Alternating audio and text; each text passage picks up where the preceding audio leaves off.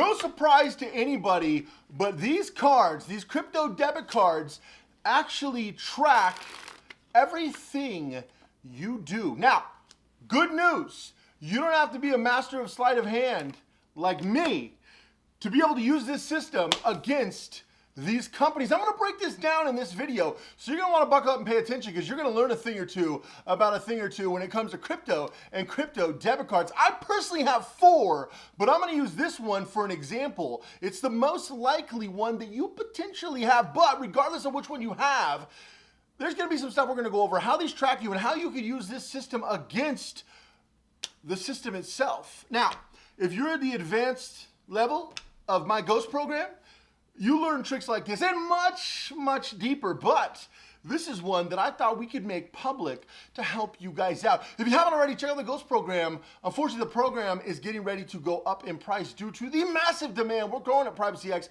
but we can only grow so much, and we've had our program on a pretty steep sale for a while.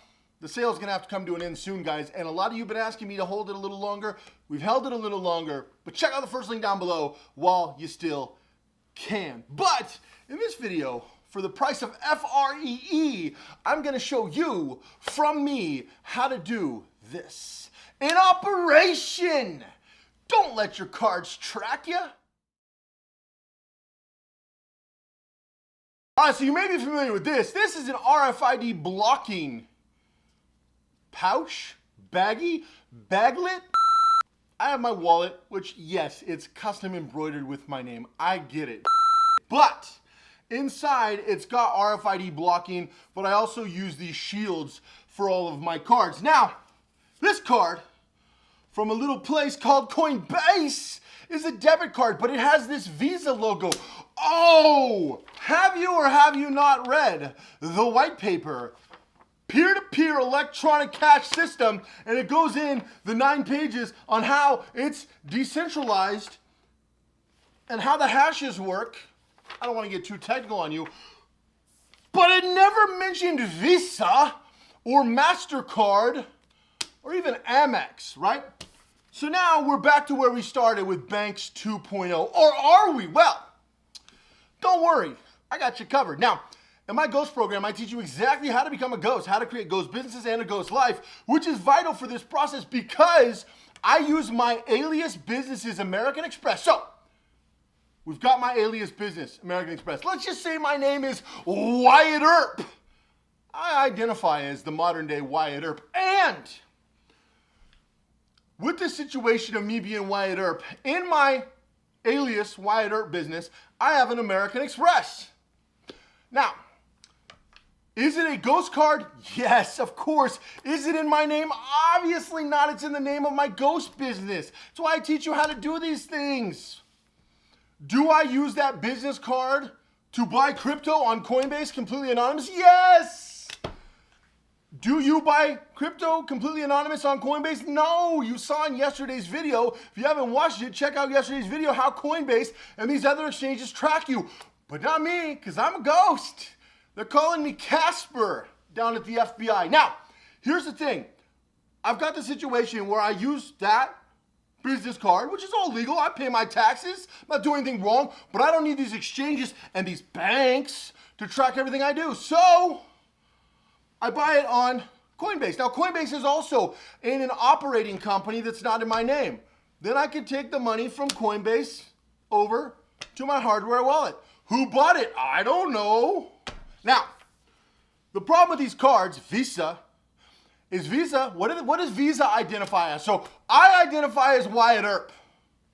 Visa identifies the credit card company. Why is that important? Well, credit cards have the right to track your spending. Now, you see how this is a debit card? You might think, well, Cody, do debit cards have the right to track your spending? No, only internally. But credit cards have the right to sell your metadata because you're not using your money, you're using theirs. Now you might be thinking, well, Cody, Mr. Earp, this says debit, right? But we're not dealing with cash now, are we? We're dealing with crypto, and crypto's in the wild, wild west, just like me, Wyatt Earp. So I've got my Wyatt Earp LLC, alias company, that has its card, American Express, whatever card you got, alias ghost card. Then I use, bring, I use that to top this off, and then I use this to buy crypto, and the crypto goes to my cold wallet. Boom, Bob's your uncle. Who's Wyatt Earp's uncle? I don't know, but all of a sudden, my crypto is anonymous. And that's only step one. Again, if you're in my Ghost program, we go much deeper and you fully understand where I'm going with this. But I got to give you guys a taste. I got to give you a taste of the Wild Wild West so these companies can't track you, because it's a trap. If this was a real debit card, your data would be tracked internally, but they would need a subpoena for your metadata and externally. But you do realize that with credit card, because they're giving you the privilege of spending their money at a giant interest rate that basically the American people cover, if you understand micro and macroeconomics. But we're going to digress because this is the Wild Wild West, and there was no macroeconomics. What there was money. Well, this is not money officially, because even though it says debit, based on Visa's terms of service. And why do you think Visa's popping up on all these cards? Like I said, I got 4. Visa keeps popping up because Visa identifies a credit card company, and credit card companies can actually track you legally. Oh, it's all legal-like. You remember when they had their little badges, U.S. Marshals? Well, they don't need that, because now they have something more powerful than a badge. You know what that is? Terms of Service Agreement. Now, have you ever seen this documentary, Terms of Service? It's a great documentary. You really start to understand what you're clicking yes on with all these terms of services. But me, Mr. Earp, out here in the Wild Wild West with my Ghost company and my Ghost card, because this is in a corporate, this isn't in my name. Who puts this in their name? You need to be a Ghost immediately. You check out the first link down below. But before you do, listen to the rest of this video. Now, a couple of things that I got to talk about when it comes to this. First of all, understanding that crypto as a business tool is vital. Utilizing crypto on a decentralized platform, peer-to-peer, is vital. Why? You might be asking, hey, Mr. Earp, why is decentralized crypto vital? Well, out here in the tumbleweeds of Las Vegas, in the Wild Wild West, I'm going to tell you,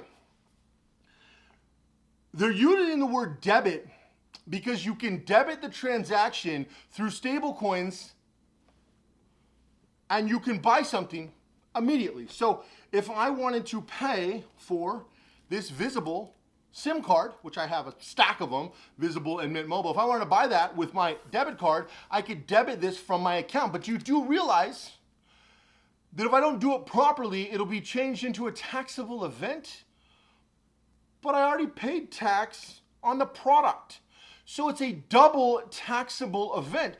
But if it's in a corporation, i.e. my alias company, what does this allow me to do?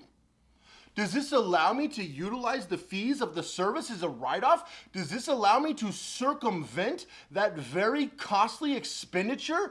Yeah. Legally? Yeah. In the IRS's doctrine? Yes. Of course it does. It's why crypto needs to be through a business at all times. A lot of you are way overpaying. I talk to crypto experts every day, whether it's new clients, peers, people I meet, and they're always talking about, oh yeah, I know, I just run it through my name. Are you insane? As much as I love the Wild Wild West, it's ending quickly. The good news is there's a bright future on the horizon. You see this right here? America, right? America. Okay. Man, if you had headphones on, that sucks. I guess I don't actually think of that. Do people listen to my videos wearing headphones? Man, that's got, I don't, I should probably think of that. I don't know if anybody listens to my videos in headphones. I don't have the voice of Brian McKnight. I don't. Okay, well, anyway, we'll get back on track. So the reality in the Wild Wild West situation is treating it as a business gives you the corporate benefits, both tax and asset protection, and being able to utilize these services as a business expenditure as opposed to eating it like most of you do. Most of you do. Now, like I said, the future is very bright for crypto if done properly, decentralized peer-to-peer. Bing! These 9 pages will teach you more about crypto. Now, this isn't necessarily the crypto Bible, but it takes you a long way. And now we've seen a bunch of centralized crypto projects and centralized banking institutions inject themselves into the mold. We didn't want them. It can't be the next generation if we're dragging along the equivalent of VCRs and Betamax with us. We need to leave them in the past where they belong and move into the future. Now, we can create that future together, peer-to-peer. We don't need them. We need to prove to them we don't need them. This is what a banking structure looks like. All these middlemen.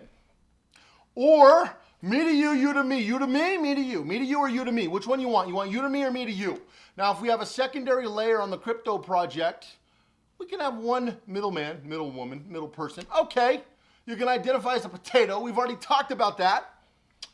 But we don't need these centralized companies. These centralized companies with credit cards and with crypto debit cards, because they're not dealing with your personal cash in your bank account, because they're dealing with stablecoins. So even if you have cash on here, or if you spend directly in crypto, there's still, a stablecoin is still a form of crypto, which a crypto is not currently recognized as a form of actual money, being that the monetary transactions and the monetary movements, if you're running them through your own name, can actually all be taxable events and utilized against you, and non-deductible, and furthermore, you're being tracked on all of them.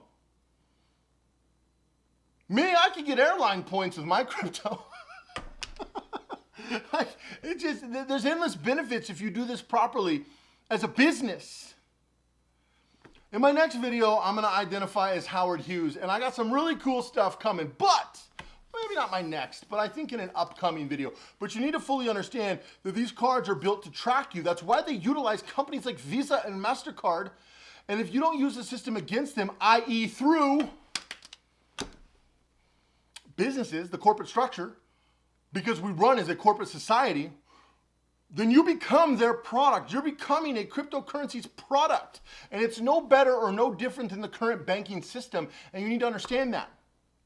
I digress. Now you can check out the first link down below. Have an amazing day, guys. Go all in everything you do. Understand that you do not want to become the product. We are building a forum to where we can merge ideas together. Now, I don't know when it's going to be out. It's just in the early stages. It's going to be 100% free. We're building a forum so me and you and me could get together and talk openly and freely. And it'll be pretty cool. But if you don't become a ghost, it's all a moot point. So I recommend you check out the first link down below. Have an amazing day. Go all into everything you do. And I'll see you guys in the next video.